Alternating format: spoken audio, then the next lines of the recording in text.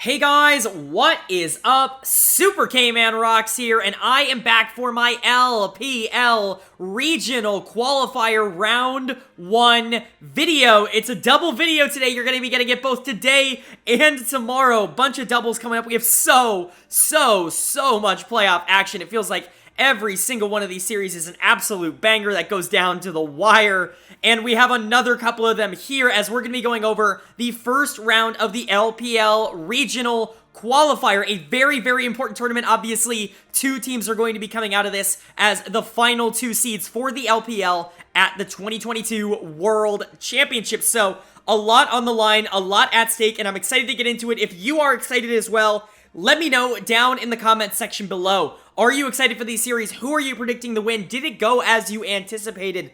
Let me know all of your thoughts on these series down there below. You know I love chatting it up with you guys, but let's go ahead and jump right into the games. We've got quite a few to cover here. Two series to go over. One to determine the 3 seed at Worlds, and the other to determine who will be fighting for the 4 seed at Worlds.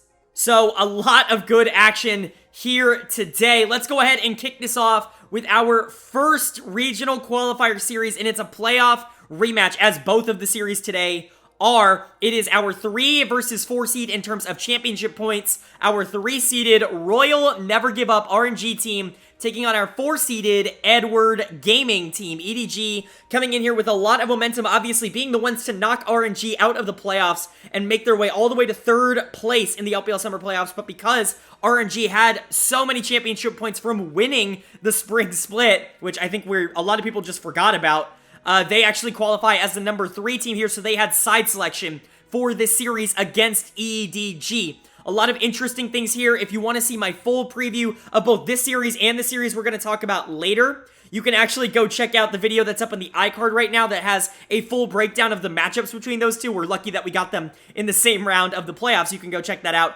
up in the iCard. But there are a lot of interesting things between these two teams. Obviously, the AD carry matchup springs to mind, but even the mid lane matchup, the top lane matchup, the junglers, incredibly interesting. There were a lot of moving parts to this equation. So let's not preview it too much. We've got a lot to get into. So let's jump right into our first game here. And game number 1 was won by RNG. RNG are able to take the first game here in this series, and what an interesting draft. First of all, Ming plays Yuumi? Like, that's new. This is something that they basically refused to pick last year at Worlds. It was something that, honestly, was a bit of a problem for them. They felt like they had to ban it out a lot. Obviously, it's been a little bit of a running meme in the LPL that Ming doesn't play Yuumi. He actually pulls it out here in the first game of the regional qualifier, and it looks really good. Obviously, Sivir Yuumi is an incredibly strong lane, matched by an equally strong lane, I should note, in Zeri Lulu, but if you are able to be the one that gets ahead in that matchup, you are often the one that's able to snowball it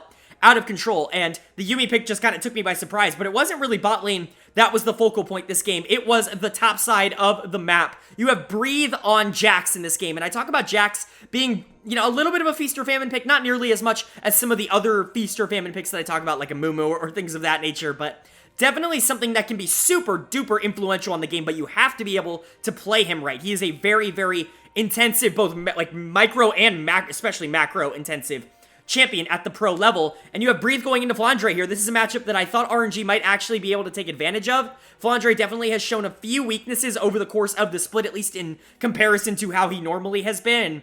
Breathe is a very good top laner, as we know. Sometimes we forget that because he's on RNG now, but Breathe is phenomenal. He was probably the best top laner in the LPL in spring and just had a much more decreased role here in summer, but he gets a lot of breathing room here on the Jax, and he takes advantage of it. He is an easy choice for player of the game in game number 1. A great game from the Jax, really helped out by a great game from Wei on the Vi. Vi can be a really hit-or-miss pick. Again, another hit-or-miss pick. I see Vi a lot nowadays. Like, she's very common, obviously, for trying to shut down some of those backlane AD carries. The point and click is just absolutely ginormous on the ultimate, and at times she can be a little bit useless outside of that. Her pressure isn't always ideal. Like, she doesn't clear the fastest, she doesn't do the most damage, she's not the tankiest. Especially going into something like Trundle, you can see yourself getting a little bit out-pressured, but we'll talk about the jungle matchup in a bit. Wei had a much easier time than maybe he anticipated in this game. And he did a really good job of being able to take that pressure, maintain it, be able to move it top lane, be able to move it mid lane, really control that upper part of the map. Even though they were giving up dragons, they had so much control over the top part of the map that it was basically over by the end game because EDG really had no one to stop the Jax. And they also had no one to stop the Taliyah. Taliyah is unfair. Like, you can't give Xiaohu Taliyah. It's actually his best pick. We've known it all split long. I've talked about it multiple times on this channel. Usually you see Taliyah as this more supportive pick that moves around the map. RNG play, they don't play like that. They draft Taliyah for Xiaohu very frequently, and then they also invest a ton into that lane to get Taliyah a lot of the gold so that when she goes to make plays, she actually can do a ton of damage. And with a lot of gold, Taliyah is a really effective side laner as well, which pairs well with the Jax. You can have the Vi, the Sivir, the Yuumi kind of in their own little lane. You can do the 1-3-1 strategy if you want to. You can also just do 1-4. And it can work out. Like, really, whatever you want to do in this case, you have the opportunity to do because Xiaohu got such a big lead and because he had so much gold. So overall, just a really good game from RNG. They got to be excited about that. As for EDG, a little bit of a substitution. In the jungle is Junjia instead of JJ. Now, a lot of people online are really flaming this. But again, I'm going to say this, and this might get some pushback. This is results-based analytics if I've ever seen it. You go to any Reddit thread, and it's like, what were they thinking putting Junjia in? He looked so lost against Wei. Yeah, you're saying that because he looked lost, but like, at the end of the day, the difference between Junjia and JJ for the majority of the split was almost zero. Like, actually almost zero. And so to sit here and pretend like putting Junjia in was this unbelievable, unthinkable move on the same level of like Qingtian coming in for top esports or Bertle coming in for Damwon. I just don't agree with that. I see this very similar as Zhao Bao coming in for Karsa. Honestly, I see almost no difference. If you're going to complain about this, you need to complain about Zhao Bao being in for Karsa in the same way. They wanted to go with Junjia because he played really well when this team was struggling the most. Obviously, I'm going to admit that JJ came back in the playoffs and was a significantly improved version of himself, but to write off Junjia like some random guy, like that just, you know, some random sub that didn't play half the season for EDG and actively completely changed their season around for the better, I think is a gross misunderstanding of the situation at hand. Yes, he didn't play well in this game, but no, like, I can understand why they would want to go to him, especially in just a game one. It's one game. It's the first game of the series. If it doesn't work, maybe you go back to it in game two. Maybe you don't. Like, you figure shit out. But I understand at least giving him a shot. He is very worthy of getting that shot. And just because he didn't make good of it here, I'm not going to sit here and scream at the team for putting him in. Flandre, on the other hand, had a bad one on this Renekton. There really is no saving grace for him. Got completely outplayed by Breathe, and I don't even hate this matchup for Renekton. I just think that Breathe didn't quite play it nearly the way that you need to. Obviously, early game as Renekton, you can exert a lot of pressure onto this Jax, especially if you get jungle attention from the Trundle. He got a little bit of it, but not nearly as much as you would want. You should be able to actively push the Jax out, be able to scale up, and you can try to force team fights later in the game, especially with something like Azir Zeri. That 5v4, if the Jax is, like, relatively neutral, is really not all that bad for EDG if they really wanted to go that route, especially if Xiaohu is also split pushing. You can find a lot of picks with this comp of Renekton, Trundle, hell, even Azir Wall. Like, there are so many ways you could actively make creative plays with this comp. I just don't think they were able to execute on it because the Renekton was so far behind and because the Jax was such a big problem in the top lane. I will say, like, Flandre's just got to play better. It was not a good game one from him. But you could say that about everyone. You could say about Junjia. You could definitely say that about Scout in the mid lane on the Azir, who just got bodied by Xiaohu. Really wasn't all that close in the mid lane. And then the bot lane matchup really wasn't all that important, which is kind of funny considering it's Gala versus Viper. But Gala did win that. Or I should say Ming won that more actively. I think Ming won that. And really caused a situation where the Zeri and the Lulu really couldn't play aggressive in any way, shape, or form. So overall, I'd say decent game for EDG. The draft isn't the worst thing in the world. You just have to execute on this better. If you don't feel like you're going to be able to dominate in the early game like you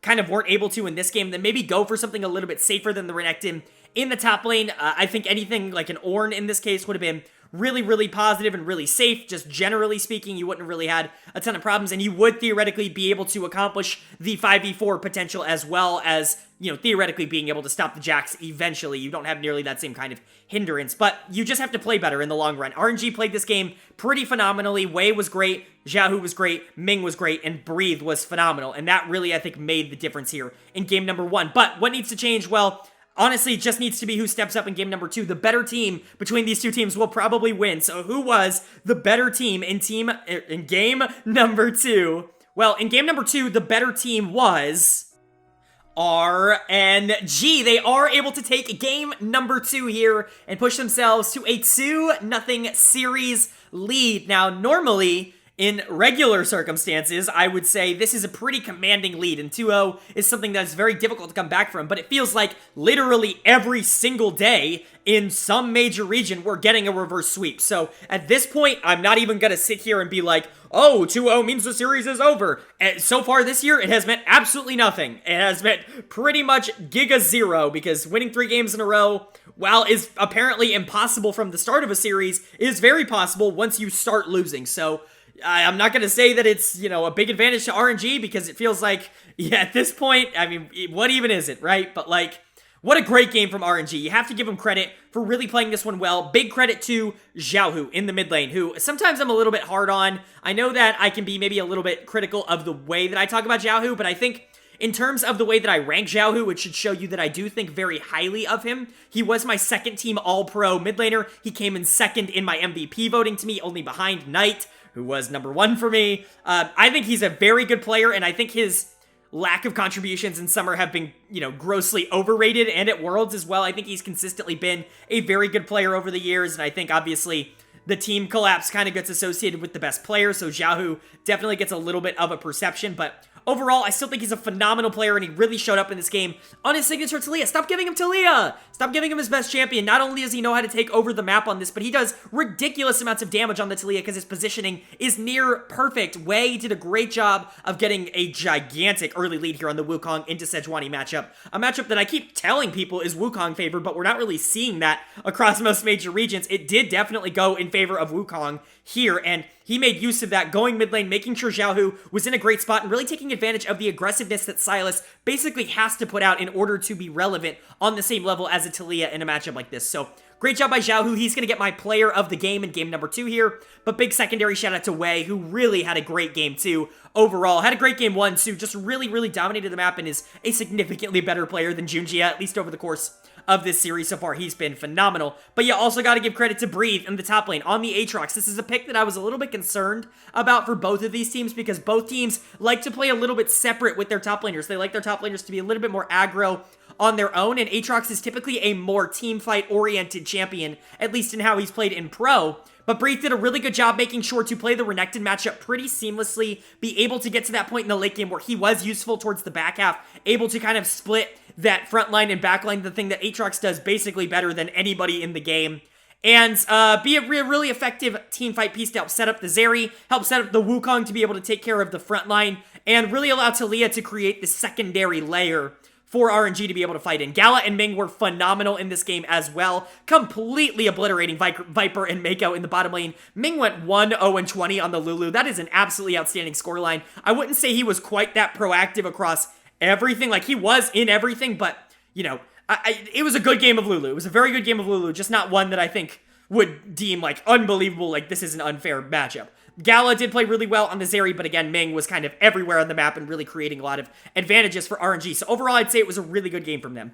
As for EDG, and now I'm starting to get concerned. Obviously, down 0-2. I just talked about this. There's been 85 million reverse sweeps in the playoffs so far across every region. I'm not counting anybody in the playoffs out at this point, but definitely a rough start, and 2 games of Junjie are definitely going to get people concerned, especially when he got pretty much completely run over here in game 2. He does pick the Sejuani. We have seen people be able to win this matchup, but overall, I would say Sej into Wukong is pretty Wukong favored, especially early, and if you get a really far ahead early as a jungler, typically it's pretty simple to just be able to snowball the game out of control, which is what RNG did. Junjie tried his best to invest in the mid lane with Scout here, but he just got beat by Xiaohu on his best champion. Wei did a better job of investing in there. Flandre got beat in the top lane again on Renekton. Another really poor showing from Flandre. That's back-to-back games now where he really just hasn't shown up. And then Viper and Mako just straight up got beat in the bottom lane. They weren't nearly as good as Gala and Ming were in this game, and that's definitely concerning as well. There are a lot of pieces on this EDG team that don't really seem to be moving in the right way. Now, obviously, one of the things I praised Junjie for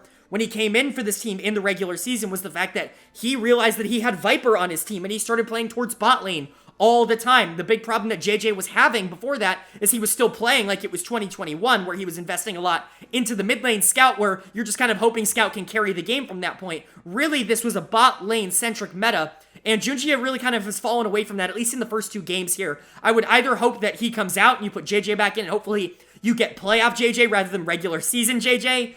Or you just invest in that bottom lane, invest in Viper, invest in Mako, give them the resources to be able to succeed. They have made it worthwhile for you over the course of the season. They're honestly the reason that you are here as the 4 seed. And so I would definitely recommend that. The series isn't nearly over, but definitely something has to change for EDG. As for RNG, just keep doing what you're doing. If they're not going to ban your best picks, if they're not going to ban the Talia, if they're not going to ban like Zeri Sivir, if they're going to give you the handshake, just keep playing those. You're obviously going to be able to win those if you get the opportunity. So just keep rolling, keep your head held high, and finish strong. We've seen so many teams get themselves into this position and not be able to close that out. All RNG has to do is win one more game out of 3 against EDG, and they're moving on to Worlds as the 3 seed. No play-ins, straight into group stage. So this is a big game for them.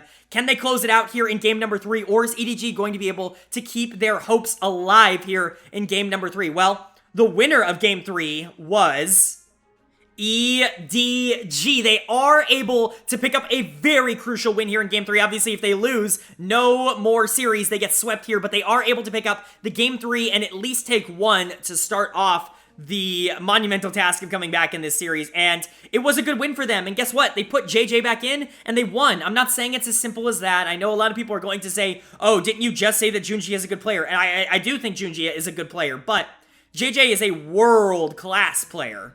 And I think that having him in does make your team better if he is playing the best League of Legends that he can, which he wasn't during the regular season, but he certainly was during their playoff run. And so it's good to see him back in, and it's good to see him winning this matchup. Again, another Vi pick, and I always get a little bit concerned with Vi because really you have to be able to do your job as Vi. And really, your job as Vi is to let everyone else around you do the damage. You just need to set everyone else up, and you have to hope that they put out, that they complete their job. You can play perfectly on Vi, and it could never matter, and that's my biggest worry about that champion, and why I think of all of like the meta junglers, she's probably the one I'm the least confident in.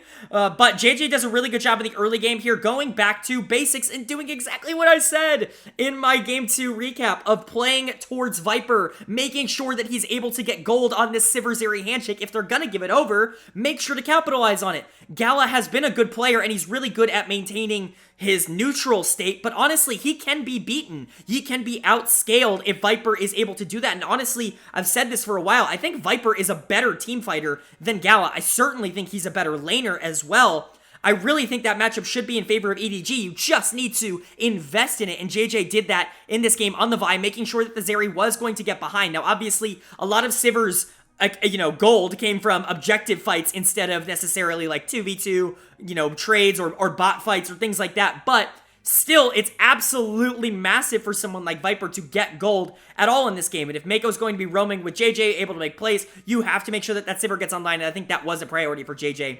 But that's not even talking about the player of the game in this game, and that was Flandre in the top lane on the Gragas. I've been really critical of him, both over the course of the season and at the beginning of this series, where he was honestly not very good. He got completely outplayed by Breathe in both of the first 2 games. But he gets Gragas here, he gets his jungler back, JJ, who he's always felt more comfortable with, I think. And he played a lot better in this game. Obviously, those ultimates were absolutely phenomenal towards the back half of this game, and his positioning just in general towards the back half here was basically perfect. I think you could realistically give this player of the game to a few people. JJ, Viper, definitely you could consider it, but for me, Flandre was amazing on this Gragas, and he definitely deserves the praise that he's going to be getting for this performance. Definitely outplaying Breathe, even though it wasn't the most impactful laning phase. It was a pretty boring top lane, and honestly a pretty boring early part of the game. Really, it's just like JJ trying to generate leads wherever he can. He was able to make a huge impact in the pivotal fights towards the back half, and really, it was the reason they were able to win this game, at least so cleanly, kind of completing JJ's job for him in the back half of this game. But for RNG, a little bit of a tough loss here. Obviously, you wanted to be able to sweep him, but you're very much still alive. You only have to win one of the next 2 games in order to be moving on to Worlds, but you got to still win them, and this was not a great performance. It was a very slow game, and it felt like you were very okay matching that pace, which, from a team perspective, I do understand, because you do have Azir, Zeri, Gnar, these picks that are going to scale. You have the Lulu to help out. Even the Sejuani scales really, really well. I can see the world in which you were just like, if they want to go even with us till late game, that's fine. But then the mid game happened, and I think EDG was significantly quicker to a lot of the objectives, able to gain a lot more vision, able to gain a lot more pressure on the map, and therefore cause RNG to fall behind just a tad bit in gold. And by the time we hit that late game, Viper and Flandre did a phenomenal job of capitalizing on what was a pretty minuscule gold lead, and being able to essentially take that out of control and win the game off of that. RNG, not the worst game in the world. Like I said, Zhao, who's going to get my dud of the game here, was caught out a couple times towards the back half of this game, whether it was by JJ or by Flandrealt, who did a fantastic job. Viper was able to completely blow him up towards the back half of this game, but honestly, Zhao just needs to be a little bit more careful on this Azir. You can still be blown up. I know this champion does have a lot of safety, and you still have a lot of, like, peel and you have a Lulu on this team to help keep you alive, but at the end of the day, you have to still position well, and I just think Xiaohu maybe took it a little bit too easy in this game, maybe got a little too comfortable with the Taliyah pick, which I have to give credit to EDG for just picking away. You can't give Xiaohu that Taliyah anymore. But Xiaohu's going to get my dud of the game here in game number 3. Nobody in this game really played all that good, though, for RNG. Like I said, very passive, very boring game, especially from someone like Wei, who you just want to see more action from, and eventually they just got out-macroed, out-objectived, and the gold lead started becoming in favor of EDG, and by the time that they were going to hit their power spikes, they just really had no pressure on the map to be able to utilize those power spikes. So overall, not an awful game, I'd say, from RNG, but definitely something that I think you can fix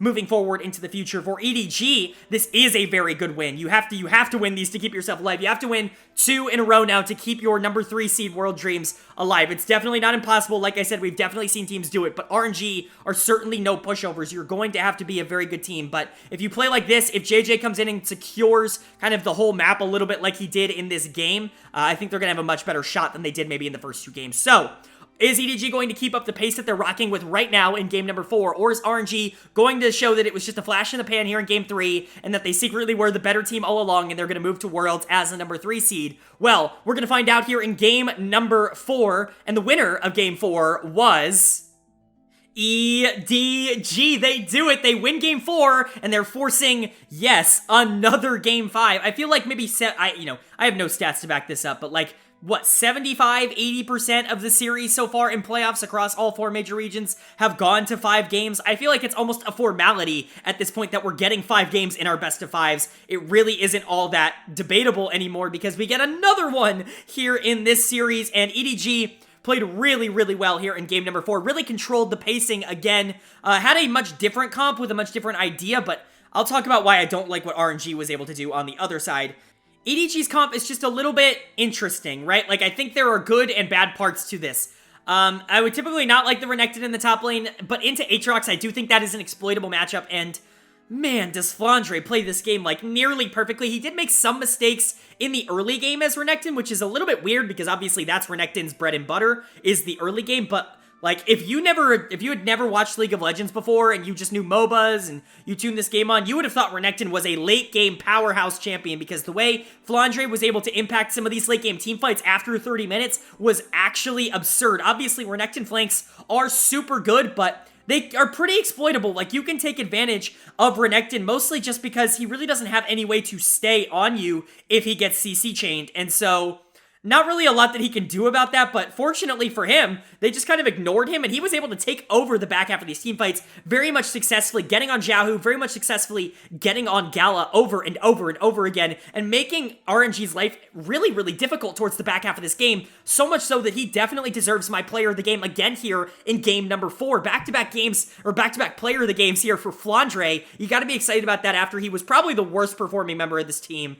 through the first 2 games by a considerable margin. And so to see him kind of bounce back here in games 3 and 4, definitely a good sign there, and it kind of shows the hot and cold streak that we know Flandre can be. But overall, really good game from him. Lot of credit to JJ here. Again, they figured it out, investing into that Zeri, into the bottom lane, investing into Viper. If you're gonna do the Sivir Zeri handshake, make sure that Viper wins it, because if you invest into him, you know he will, because this RNG team, quite frankly, just doesn't invest into their bottom lane. They haven't at all this season. Usually when their bottom lane wins, it's because Ming is playing an engager and can really take over the lane in the 2v2, but Wei doesn't spend a lot of time towards the bot side of the map, and really, I think that has affected this series a lot. As soon as JJ remembered, oh yeah, we were a good team when we invested in Viper, he started reinvesting in Viper. Viper gets back on the Zeri here, he's able to take over the game late. He doesn't quite get the Enchanter that he wants here, but he gets a Braum, and that's basically just as good in terms of peel. It's basically the best you're going to be able to get in the game, quite frankly, maybe other than Tahm Kench. But even then, it's still a very, very good pick. Mako's able to pilot it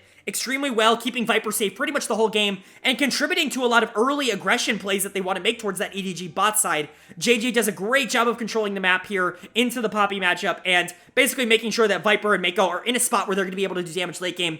Everything you got out of Flandre was essentially just a bonus. Scout was good this game too, just not nearly as influential as the other 4 members of the team. As for RNG, definitely a tough loss. You're now getting in the panic zone. I talked about the amount of reverse sweeps that we've gotten, and you're sitting at a game 5 now after going up 2-0. You don't want to be the team that gets reverse swept and then ends up maybe not making Worlds. That would be a disaster for RNG. But we're starting to get to the point where this team just doesn't look like it has the game plan that it had early on. You're starting to see some weird picks. You're seeing the Orianna come out in the mid lane. You're seeing the Nautilus be paired with the Sivir in the bottom lane. Some things that we're just typically not seeing. Sivir is significantly helped by enchanters, almost more so than any other AD carry. I would argue that she needs an enchanter more than someone like Zeri does. And it's definitely concerning to see you pull Sivir out here and then try to go for the Nautilus to make those early plays and to really be aggressive maybe across the map and then not really have a lane to be aggressive with. You have the Poppy who does want to play aggro, but she wants to enable a lane. And yeah, you'd like to enable the Sivir, but you can't enable the Ori either. Like, what's really the point of the Nautilus in this game? I really don't get that pick. And then you have to talk about the Orianna. I've talked about this a lot. Orianna is a little bit of a trap pick right now. I think people are starting to go to her because it's Orianna, and every good mid laner in the world knows how to play Orianna. But at the end of the day, she really doesn't do all that much. Her shielding is fine, the shockwave is still good, but the damage is super negligible, especially when compared to the healing that you're going to be getting on the side of EDG from picks like Renekton and Sylas. There's really just not a lot that Orianna is actively going to be able to do in that matchup, and it's kind of disappointing in the long run. Like, definitely not something that I would want to see them go back to, and honestly, it came to fruition. You get to the later half of this game, and you're really relying on Gala to carry, because Xiaohu's not really going to have the damage. Even though he has some kills, he's not going to have the damage to be able to carry this game on his own into a Renekton Zeri Sylas, and Gala's really not playing all that well. He was, quite frankly, invisible for the second half of this game, got completely outscaled by Viper in the mid game, like I said, because of a lot of good plays made by JJ, and then just got to the point where he wasn't even half as effective. Gala's actually going to get my dud of the game here, because you just can't go invisible in a game like this. I'm actually really disappointed. He had a very good game 2 in this series, but games 3 and 4 have been a little bit disappointing from this Gala Ming duo, kind of going back to the playoff series that they had the first time around against EDG, where Viper and Mako really got the best of them in that series pretty much every single game. Even in the RNG wins, it felt like Viper just was better than Gala, and it very much feels like that again in this series. I'm not going to say that's going to last forever, but I think my take of Viper being the best ADC in the LPL has come unbelievably true by the end of the playoffs here. Maybe with the exception of Jacula, but Jacula lost the finals single-handedly, so, you know, what do I know? I will say, shout out to Wei. He tried his absolute best to carry this game for RNG, but there's only so much you can do as the Poppy by yourself. He had really good macro, and he was honestly doing his best to make sure that he had vision control and was getting to objectives first, but he was getting pushed off because his team had absolutely no prio, so there was really only so much Wei could do. He's actually played really, really, really well in this series, in my opinion, but it just doesn't matter because RNG isn't winning across the board like they were in the first couple games, so definitely a little bit frustrated with RNG, but they still have a chance to bounce back. Remember, all they have to do is win one game, but now EDG's in that same predicament. The next game decides it all. The winner goes to Worlds as the number 3 seed. The loser, while not being out of Worlds, is at best in play-ins, and so you definitely want to be able to win this game to secure yourself a spot in the group stage and really not have to go through the hassle of playing in play-ins. Also, you're going to have to play for a spot at Worlds anyways. If you lose this, you definitely don't want to have to go through another series to even guarantee your shot. So, a very big game here for both of these teams, but which one is going to have the mental, which one's going to have the fortitude to be able to pull this out here in game number 3? Is RNG going to save the reverse sweep, or is EDG going to be able to complete it? Well, the winner of game number 5 and the number 3 seed for the LPL at Worlds is Edward Gaming. I can't believe they did it. I'm gonna sit here and say that I'm surprised, but I'm not. Every time we see a 2-0 in playoffs now, I'm going to expect a reverse sweep. It is just simply how almost all of these playoff series have gone, and EDG are certainly not ones to break a trend. And so here they are, now going to Worlds as the number 3 seed from the LPL, and they absolutely deserve it. JJ comes into this team, and they go 3-0 in the last 3 games with him in the jungle. Obviously, a great game from him on the Poppy. It wasn't just him, though. You gotta give a big shout out to the carry roles here. Scout and Viper were absolutely phenomenal in this game number 5. A deathless game, I should note, for EDG in this final game here. Viper is completely outclassing Gala in this game number 5. Obviously, you pair that Sivir with Leona this time. I talked about how I know Ming is an engager player, but if you're going to do that, maybe don't go with the Sivir because she is pretty vulnerable if you go all in on the Leona outside of the spell shield. Like, she really doesn't have a ton of ways to just, like, disengage herself if a LeBlanc or whatever gets on her and the Leona's not right next to her, and so don't love that, and that kind of became a problem in this game where Gala was just out of position all the time and was able to be capitalized on, whether it's from Vipo, that's their bot lane combo name, whether it's Viper, whether it's Mako, whether it's Scout on the LeBlanc, hell, even JJ on a flanking Poppy had a lot of instances where he was able to get on Gala and really not make him do anything in this game. Really, really impressive stuff from EDG overall, but Viper is going to get my player of the game here. He was just phenomenal on the Zeri. Outclassed both Gala and Ming. Was really a huge problem this entire series, or the back half, I should say, of this series for RNG. Really, in the games that it mattered the most, he really stepped up and started to outclass and outperform Gala in the early game, and that spelled disaster for RNG. JJ, again, came in and realized, oh yeah, investing in the bot lane, investing in Viper and Mako, two of the best players at their positions in the world, is probably a good thing for me to do, and he did that, and this game was super, super easy and super clean from EDG, but you gotta give a lot of credit to Scout as well, who was able to generate a lead in the mid lane, not a huge one, and then just roam and get kills wherever he went. I talk about how I think the LeBlanc pick is super weak in the meta right now. I agree with that, but when you're super far ahead on any assassin, you're going to be able to do a lot of damage, and LeBlanc offers you so much versatility. There's a reason she has been meta for 45 years in pro play now. It's because the versatility that LeBlanc gives you as an assassin with your potential to kill is higher than pretty much anybody else in the game, and so very, very well played from Scout. I think a lot of people are going to give him the player of the game, but for me, I'm just going to slightly edge that one towards Viper. But big shout out to Flandre. Like I said, he dominated games 3 and 4, took a little bit more of a backseat here on the Gnar. Still a good game. JJ comes in and really reinvigorates his team. Scout, Viper, carry, Mako does the supporting. All of it was perfect on this deathless game for EDG in game number 5. As for RNG, not the way you wanted to go out in this series. Obviously, starting 2-0 only to drop 0-3 to JJ and EDG here is a disaster, and it's definitely not the way you wanted to do things. EDG have now taken that 3rd spot at Worlds. You are not out of Worlds contention yet. If you don't remember how the regional gauntlet works, RNG will play the winner now of the series we'll be talking about after this, and the winner of that series will then go on to Worlds as the number 4 seed, but at best they're going to have to play through play-ins, which is absolutely absurd for a team that just went to MSI and absolutely obliterated everybody at it. For them to not even make the Worlds as a top 3 seed from their region, it just shows you the depth that the LPL has right now. Gal's gonna get my dead of the game. Like I said, he just got outplayed by Viper, but nobody in this game really played all that well. Wei got completely outpathed. Ming was nothing on the Leona. Xiaohu and Breathe got beaten in the 1v1. Like, it didn't even matter. Like, nobody on this game played really well. They looked completely mentally checked out. What does this mean for RNG? Well, like I said, they have a shot to still make it in, but definitely you have to regroup mentally. The game is not coming up all that long from now, so you have to recuperate from this loss and get to a position where you feel comfortable going into whoever it may be, whether it's LNG, whether it's Victory 5. In that next game, you have to be ready to face them, and you have to bounce back. You have to get the first 2 games of RNG back and not the last 3. I definitely think it's possible for this team, but now they've lost to EDG twice. Hopefully the momentum in their brains is just not all scrambled from not having won a best of 5. As for EDG, great win. You are off to Worlds. Your LPL season is done. This team is going to be really, really fun to watch. I'm glad that they get the chance to defend their World Championship. I think for a lot of the year, it was really looking like at points that they weren't going to get the chance to do that. They weren't going to get the chance to run it back and try to defend their world title, but they go into Worlds now as the number 3 seed, and hopefully they can capitalize on some of this momentum. I think they're a pool 3 seed at World, and that is absolutely going to torment some 1 and 2 seeds. Somebody's going to get really unlucky, and I'm just really interested to see how the World seeds play out. But congratulations to EDG. I really hope they show up at the World stage.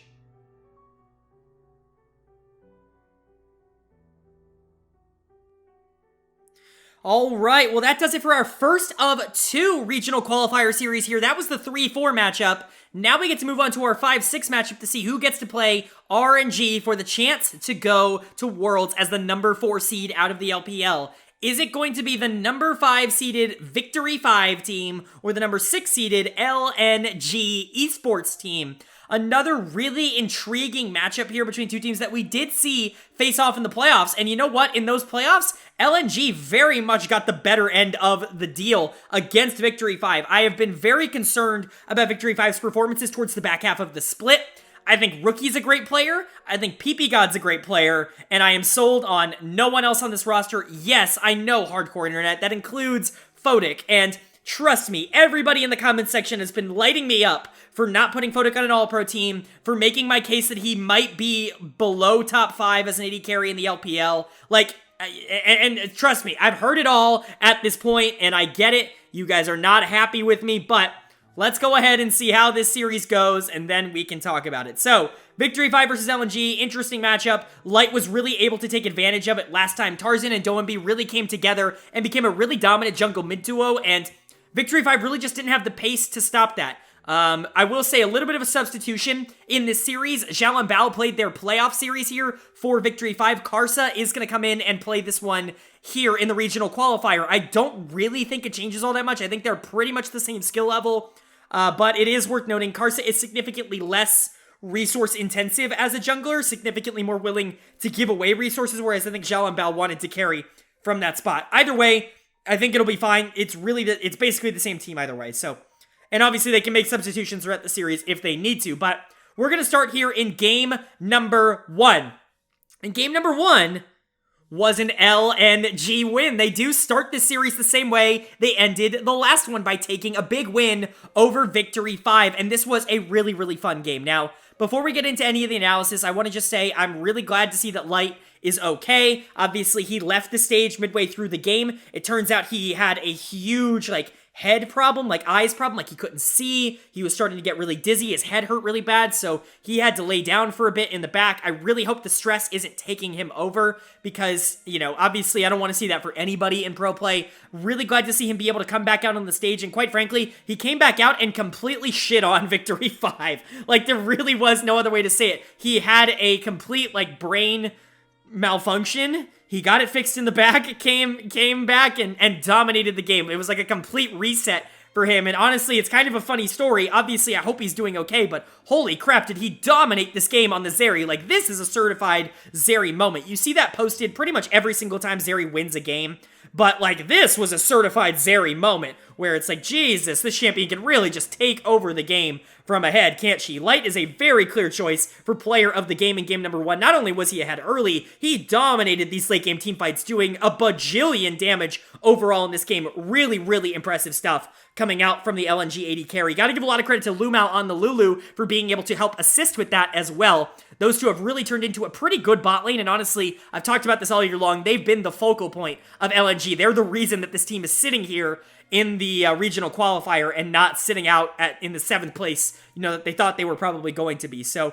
overall, great game from Light, great game from Lumao, and you got to give a lot of credit to Tarzan as well on the Sejuani, being able to take over the map early, being able to play pretty much wherever he needed to. Just a great game from him in general. Ale destroyed top lane. Doenby had a good game in the mid lane on the Renekton. Overall, just a really, really solid game from LNG that they played nearly perfectly. As for Victory 5, not the way you wanted to start the series. You bring Karsa back in here, and he immediately gets completely dominated in the jungle matchup here. I talk about the Wukong-Sejuani matchup. It should theoretically be Wukong favored, but we see Sejuani's all around the world being able to win it. Tarzan is no exception. Obviously, I've gone on record saying that Sejuani is Tarzan's best champion by a country mile. I think he's proven that on multiple different occasions throughout this year. Obviously, Gragas when it's meta, but it's not meta right now, so it's Sejuani. The Sedge is just so freaking good for him, and it's so good for LNG. It really opens up the whole map, because he plays so aggressive on it. He's able to be this aggro Sedge that's willing to flash in and ult people to be able to secure kills in lanes, and he's willing to gank, and he's willing to frontline, and he's not really scared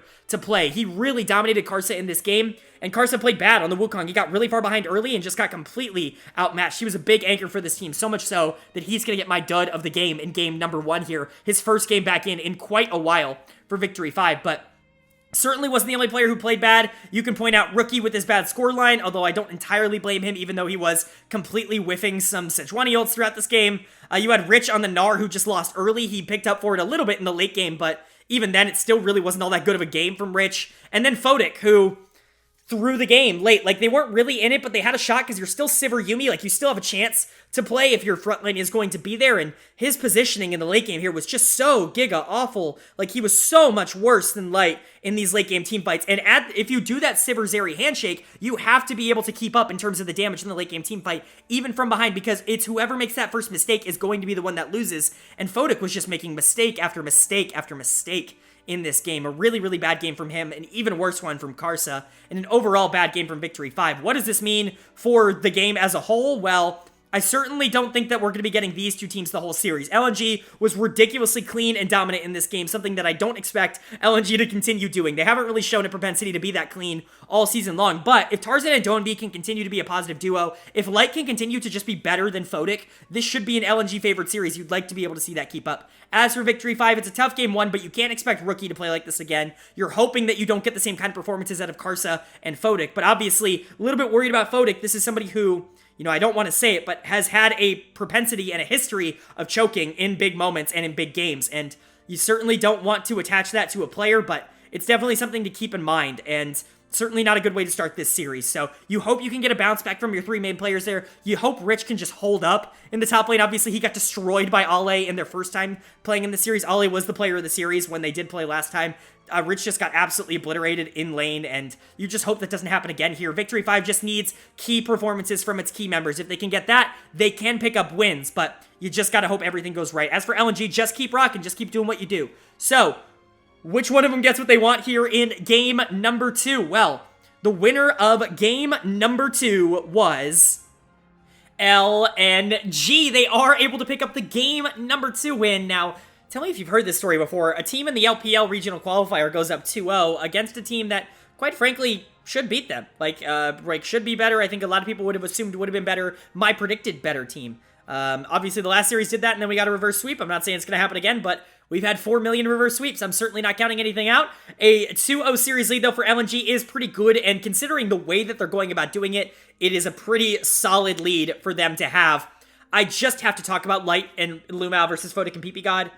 Light is so severely gapping Fodic in this series, it's actually disgusting. And I know I'm not really supposed to sit here and, harp on things, and I don't want to trash players. Truly, at the end of the day, these are all complete world-class players. They're playing at the regional qualifiers in the LPL. They're all world-class players, but, man, Light is making Fodic look like a bronze player in this series. It is actually absurd how well he is playing, and you gotta give him a lot of credit for that. This is someone who I definitely planted my flag with early in the season as someone who was underrated in terms of the grand scheme of LPL bot laners. I thought he was pretty clearly top 5, and he's been clearly top 5 for me for quite a long time. And I don't think a lot of people were giving him that kind of recognition. I think people saw him on a team with Tarzan and Doinb and even Ale and said that he never had to be the focal point. Those people were not watching the LNG games because Light was the guy for LNG the entire season. He was doing what Teddy and Deft and all of these other players that get a ton of credit for were doing, which is be super good in this team's losses and the focal point in their wins. And you got to give Light a lot of credit for that. This was really his team for a majority of the year before Tarzan and Doinb really figured out how to work together. And I really think he's proving it on the big stage here in the regional qualifier. He domed Fodic in this game, and I'm really, really hoping that people start to take a look at Light and say, this guy's really freaking good, and we should probably give him the credit he deserves, because he absolutely deserves to be called a top 5 ADC in the LPL and a top 10 AD carry in the world. He just does deserve that. But he's not my player of the game, even though he played really well. My player of the game is going to go to Tarzan in the jungle, who just continues to dominate Karsa in this matchup. This has been a very Tarzan-favored matchup pretty much every single time that they have faced historically, and that is certainly no difference here. Tarzan has completely destroyed Karsa in the first 2 games. Karsa was brutalized on the Wukong in game 1. Tarzan takes away the Wukong in game 2 and brutalizes him on the Trundle again. A really aggressive pick, the Wukong. It really allows you to play super aggressive early and also have a decent impact on the game late. In my opinion, the best jungler in the meta right now, maybe with the exception of Poppy. I think Poppy's really, really good and can do well into Wukong, but, we're fighting over hairs at that point. They're very, very similar. And Wukong, I think, is very, very good. He's able to get the lead here. He's able to make sure that Light gets a really big lead on the Sivir into Zeri. And once Light's online, the game's basically over. Tarzan has a ton of gold. You have the Fiora in the top lane. We talked about the split push like Jax a couple times earlier in the video. Fiora, obviously a very similar idea of once she gets strong, you have to send somebody to stop her, and especially if you counterpick somebody like the Aatrox with that, it's a huge problem because Aatrox does not want to be in a side lane towards the back half of the game, and especially if your team is losing, it's not going to look good. And overall, I would just say that LNG's macro was significantly better than V5's in this game. In fact, I would go as far as to say V5's macro was very bad in this game, just overall, but credit to Tarzan, credit to Light, credit to Ale, who were really big pieces here. Now, gotta shout out Doinb. It wouldn't be an LNG game without a couple Doinb ints. that really just is LNG Doinb in a nutshell, but at the end of the day, his Lissandra was still fine. He just really, I don't think he knows how to play ranged champions. I think he thinks every champion is a melee champion in the game, and honestly, it makes it a little bit more entertaining, so I can't even complain. Just not, he still played well, just not a perfect game from Doinb in the end. Definitely some questionable moments, but Ale, Tarzan, and Light definitely bailed him out and made this game super duper LNG favored. But as for Victory 5, another rough loss here. You go down 0-2. Series is certainly not over. We just saw a reverse sweep. We've actually seen a lot of reverse sweeps, but you are going to have to get some new performances out of your old players. Karsa, again, out-jungled here by Tarzan. A second game in a row where he just gets completely outclassed by Tarzan, this time stealing the champion that he got done of the game on in game number 1. The Wukong, but Karsa here just not very good. Completely out-macroed in the early part of the game. Doesn't really have enough of a sense to be able to come back. It definitely looks like the guy who got benched midway through the season. At this point, just put in Zhao on Bao if Karsa is going to play like this. But he's not my dud of the game in this one. That is going to go to Photic in the bottom lane, who scoreline really doesn't show. It doesn't look like he played all that bad. 4-3-3, while it's not great, isn't awful for an AD carry on the losing side. But all 3 of those deaths were completely and utterly unacceptable. Like, there were so many times where he just got completely gapped by Light, where Light was just styling on him in a team fight, doing significantly more damage. By the way, they trade the Zeri Sivir. Light gets the Zeri in game 1, Light gets the Sivir in game 2. He looks better on both sides of this matchup, which is just embarrassing for Photic as a player who has been called by many people like one of the best ADCs in the world. Obviously, I fought back on that on this channel very vehemently for quite a long time, and I really think it's showing up here. He's just not the same level as Light. He had many misposition mistakes here in this game, and honestly just didn't look nearly good enough. If you don't want to give him dud of the game, I understand, like, he did have some good moments, and he was a big reason why they were in those team fights, but also, the only chance they had was him playing well in the back half of this game, and he couldn't do that. He could not position well, he could not get caught out. Like, there were just multiple moments where he was completely useless in that regard, so he's gonna get my dud of the game. Rich was also really bad in the top lane as the Aatrox. I already talked about this, though. Pretty bad matchup overall as the Aatrox into the Fiora. She can riposte your knockup or your stun, whichever you want, right? Like, whichever one you end up wanting to, like, not take, you can riposte either. And then, theoretically, by, like, 20 minutes in the game, like, Aatrox has absolutely no ability to stop what Fiora wants to do in his side lane. And so, that's a really big problem. And he didn't play it well at all either, so not a good game from Victory 5 overall. Definitely getting a little concerned. Down 0-2 is definitely not the end of the world, but both of these first 2 games have been bad performances from Victory 5. Like, honestly, concerningly bad performances, especially from Photic and Karsa. Those 2 players absolutely have to step up if this team wants to have any chance of being able to beat LNG 3 games in a row. Those 2 players have to completely turn around the fortunes that they had. Ideally, Rich would be able to as well, and then Rookie just kind of takes over as that big god mid laner, but all those things kind of have to happen for this team to really be in contention. As for LNG, I mean, they're rocking and rolling right now. Light and Tarzan are looking phenomenal. They look like they're completely outclassing Victory 5 basically by themselves. Even with Doinb kind of inting a little bit, Ale has some really interesting picks in the top lane. He's shown on multiple different occasions now that he is just going to punish Rich over and over again, and it's definitely disappointing if you are a Victory 5 fan, but the series is not over. Victory 5 definitely has a chance to stay alive here now in game number 3. So can they do it? Can they go ahead and stay alive in the series? Or is LNG going to complete one of the first sweeps that we've seen in the LPL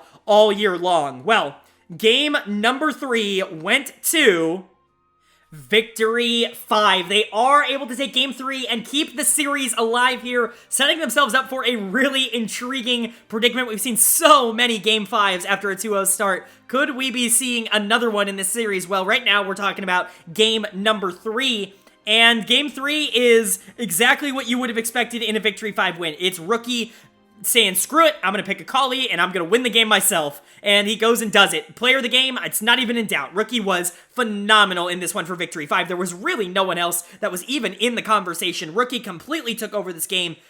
He took the assassin on assassin matchup with the Akali into Sylas here.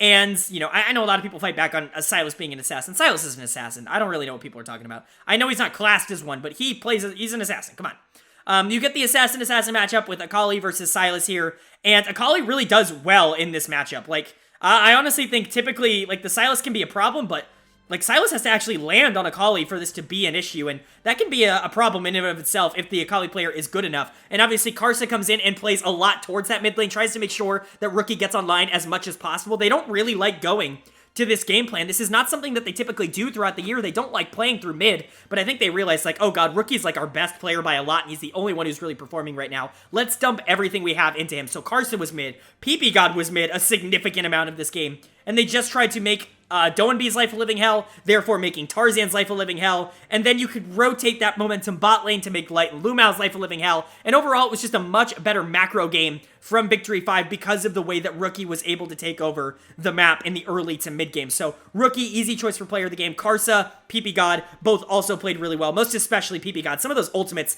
on Renata were absolutely absurd, and really this is kind of an indictment or an encapsulation of Victory 5 this season as a whole in this game, where it's like, man, Rookie and PP God dragging the corpse of Victory 5 across the finish line.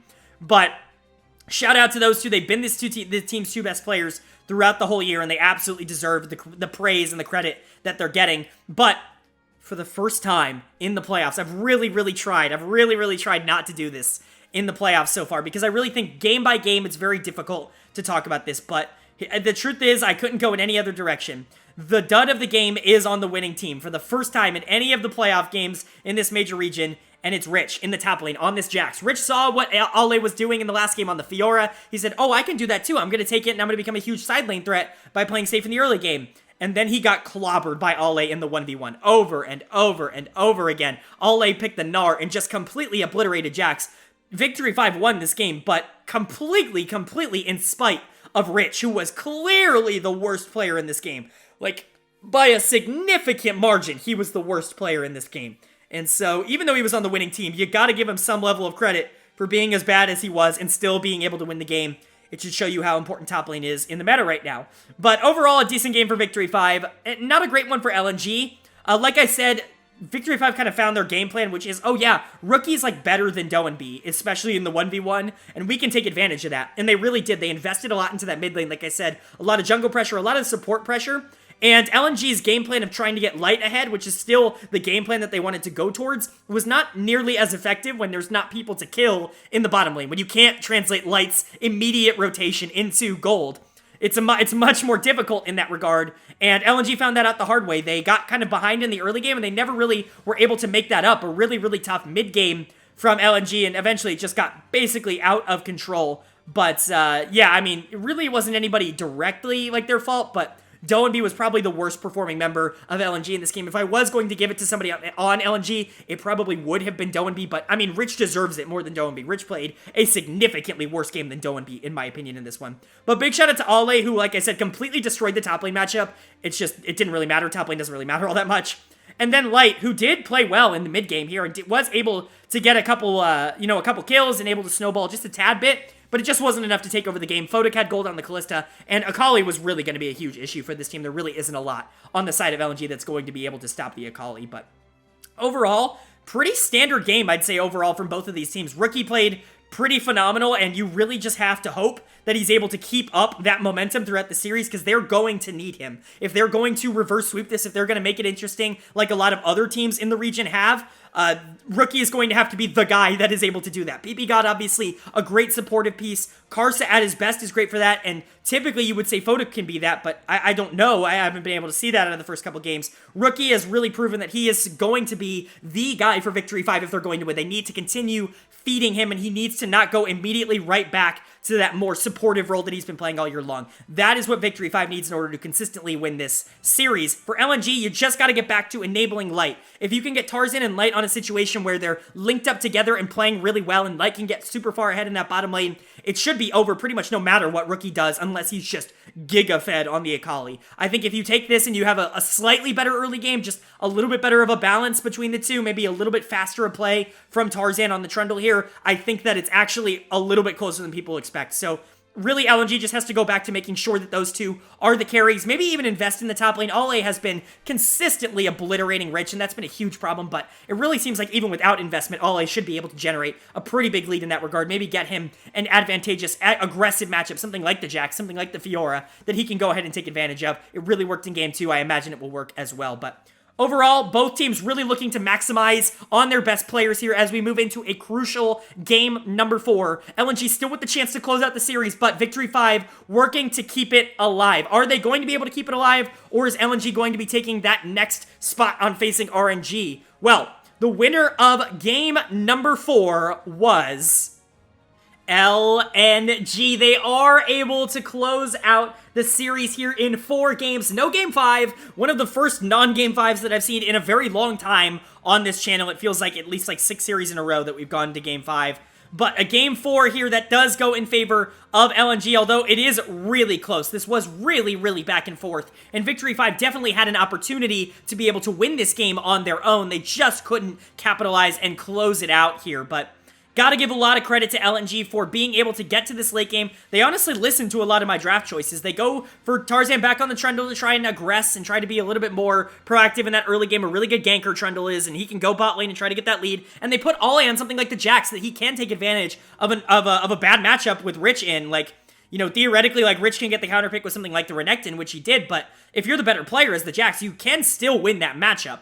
And so you're really put in this position where you just hope your players can go out there and perform, and LNG did that. LNG played really, really well in this game. I'm gonna give my player of the game here to Light again on the Zeri. Was very close to giving it to Doenby here. Really, really good game from Doenby on the Taliyah, but Light in the end was like the carry in the back half of these team fights. They don't win at the 40-minute mark in these team fights without Light because Photic is outputting some damage. We'll get to Photic in a bit, but Light was super integral in this series and was honestly the best player. I'm going to spoil it a bit, but he is a pretty easy choice for player of the series here for LNG. Pretty dominant series from him overall. Was just better than the opposing bot lane the entire series, even in the game that they lost. I think you can make a real argument that Light was still pretty darn good. He just didn't get the same kind of resources, and he really took over this game 4. They really didn't have a shot of winning without him being the carry here. But you got to give credit to Doenby as well on the Taliyah, a really proactive pick that obviously Doenby hasn't been playing a ton of this year, even though it kind of fits his style.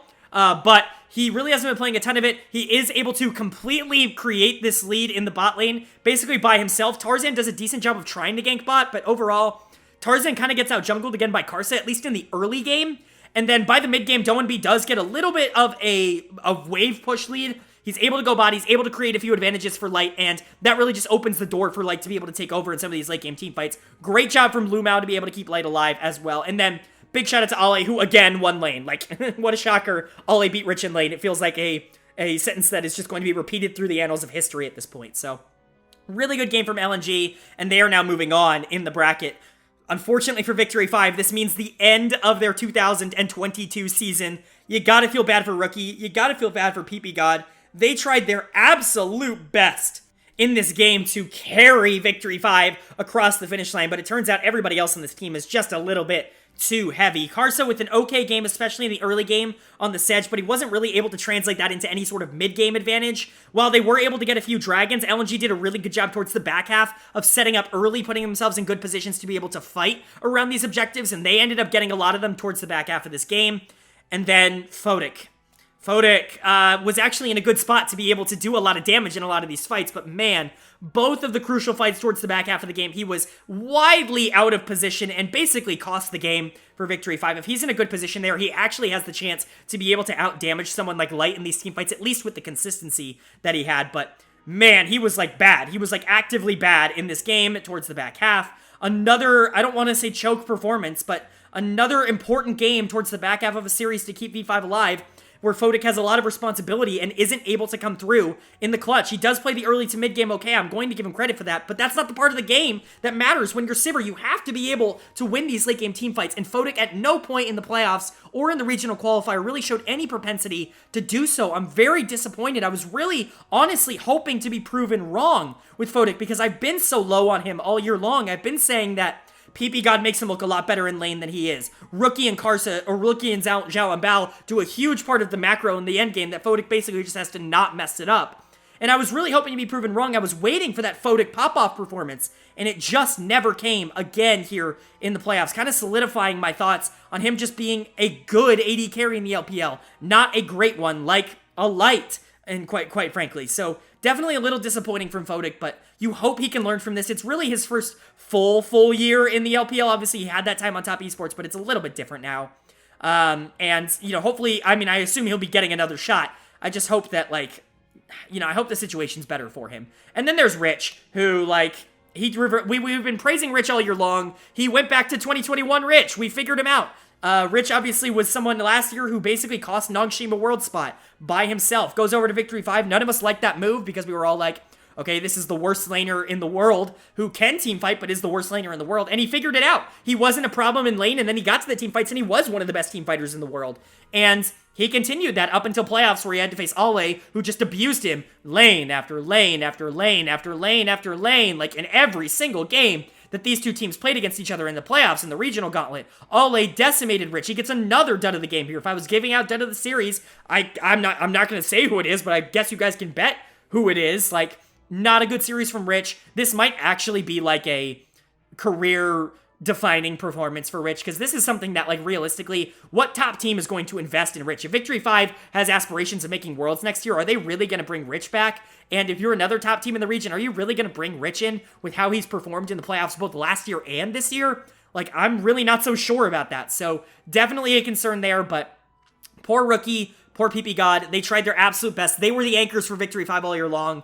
But at the end of the day, they couldn't carry this team across the finish line. They are going to be missing Worlds, and poor Rookie will be missing Worlds again after, I don't know how many years in a row now that he's missed it, after the few years on IG that they've just been disappointing. But definitely a lackluster and unfortunate for Victory 5, but congratulations to LNG. They're now moving on to face RNG. We'll talk about that in just a minute, but really, really great series from them. Like I said, Light is the player of the series here for LNG. Really, really phenomenal series from him. Tarzan was very close. You could also put Ale in that conversation for dominating the lane phase, but Light and Tarzan were really the focal points for what LNG wanted to do in this series, and they executed on it basically perfectly. If they can play like this, they might even give a team like RNG a run for their money, and if this team can make Worlds, that is a huge, huge improvement to a team that was like spiraling out of control just a month ago.